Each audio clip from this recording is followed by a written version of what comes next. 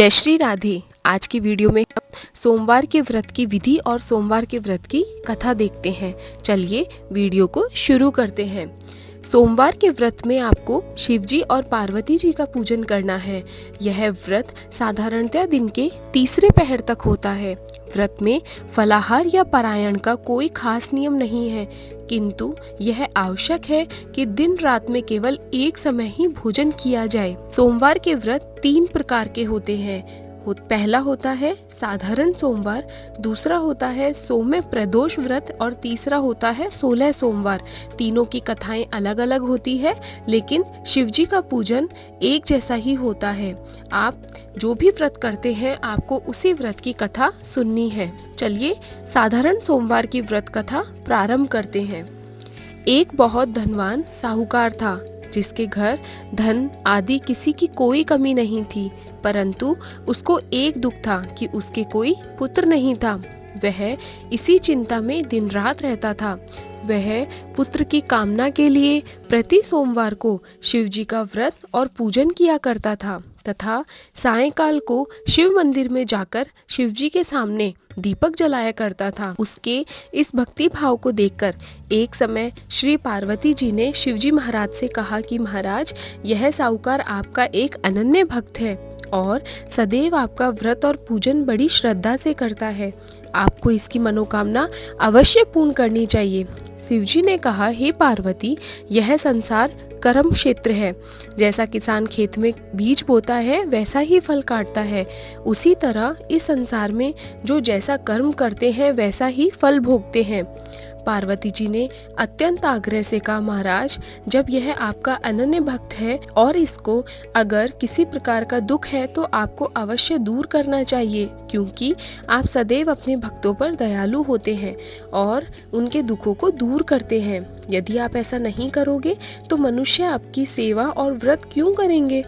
पार्वती जी का ऐसा आग्रह देख शिवजी महाराज कहने लगे, हे पार्वती, इसके कोई पुत्र नहीं है, इसी चिंता में यह अति दुखी रहता है। इसके भाग्य में पुत्र न होने पर भी मैं इसको पुत्र की प्राप्ति का वर देता हूँ, परंतु यह पुत्र केवल 12 वर्षों तक ही जीवित रहेगा। इसके पश्चात इसकी मृत्यु हो जाएगी। इससे अधिक मैं और इसके लिए कुछ नहीं कर सकता। यह सब बातें साहूकार सुन रहा था। इससे उसको ना कुछ प्रसन्नता हुई और ना ही कुछ दुख हुआ। वह पहले जैसा ही शिवजी महाराज का व्रत और पूजन करता रहा। कुछ काल व्यतीत हो जाने पर साहूकार की स्त्री गर्भवती हुई और 10वें महीने में उसके गर्भ से अति सुंदर पुत्र की प्राप्ति हुई। साहूकार के घर में बहुत खुशियां मनाई गई, परंतु साहूकार ने उसकी केवल 12 वर्ष की आयु जान कोई अधिक प्रसन्नता प्रकट नहीं की और ना ही किसी को ये भेद बताया। जब वह बालक 11 वर्ष का हो गया तो उस बालक के माता ने उसके पिता से विवाह आदि के लिए कहा, तो वह साहूकार कहने लगा कि अभी मैं इसका विवाह नहीं करूंगा, अपने पुत्र को काशी जी पढ़ने के लिए भेजूंगा। फिर साहूकार ने अपने साले अर्थात बालक के मामा को बुलाकर उसको बहुत सा धन देकर कहा कि इस बालक को तुम काशी जी पढ़ने लेके जाओ और रास्ते में जिस स्थान पर भी जाओ यज्ञ आदि कराते जाओ, ब्राह्मणों को भोजन कराते जाओ। वह दोनों मामा भांजे यज्ञ करते और ब्राह्मणों को भोजन कराते जा रहे थे। रास्ते में उनको एक शहर पड़ा। उस शहर में राजा की कन्या का विवाह था। दूसरे राजा का लड़का जो विवाह कराने के लिए बारात लेकर आया था वह एक आंख से काना था। उसके पिता को इस बात की बड़ी चिंता थी कि कहीं वर को देखकर कन्या के माता पिता विवाह में किसी प्रकार की अड़चन पैदा न कर दें।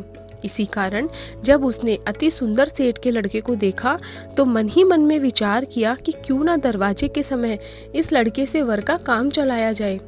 ऐसा विचार कर वर के पिता ने लड़के और उसके मामा से बात की तो वे राजी हो गए और फिर लड़के को वर के कपड़े पहनाकर घोड़ी पर चढ़ाकर दरवाजे पर ले गए और सब कार्य प्रसन्नता से पूर्ण हो गया। फिर वर के पिता ने सोचा कि यदि विवाह कार्य भी इसी लड़के से करा लिया जाए तो क्या बुराई है।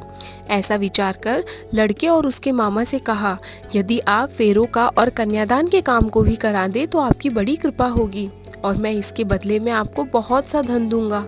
उन्होंने स्वीकार कर लिया और विवाह कार्य भी बहुत अच्छी तरह से संपन्न हो गया। परंतु जिस समय लड़का जाने लगा तो उसने राजकुमारी की चूनड़ी के पल्ले पर लिख दिया कि तेरा विवाह तो मेरे साथ हुआ है, लेकिन जिस राजकुमार के साथ तुमको भेजेंगे वो एक आंख से काना है और मैं काशी जी पढ़ने जा रहा हूँ। लड़के के जाने के पश्चात उस राजकुमारी ने जब अपनी चूनड़ी पर ऐसा लिखा पाया तो उसने राजकुमार के साथ जाने से मना कर दिया और कहा कि यह मेरा पति नहीं है, मेरा विवाह इसके साथ नहीं हुआ है, वह तो काशी जी पढ़ने गया है। राजकुमारी के माता पिता ने अपनी कन्या को विदा नहीं किया और बारात वापस चली गई। उधर सेठ का लड़का और उसका मामा काशी जी पहुंच गए। वहां जाकर उन्होंने यज्ञ करना और लड़के ने पढ़ना शुरू कर दिया।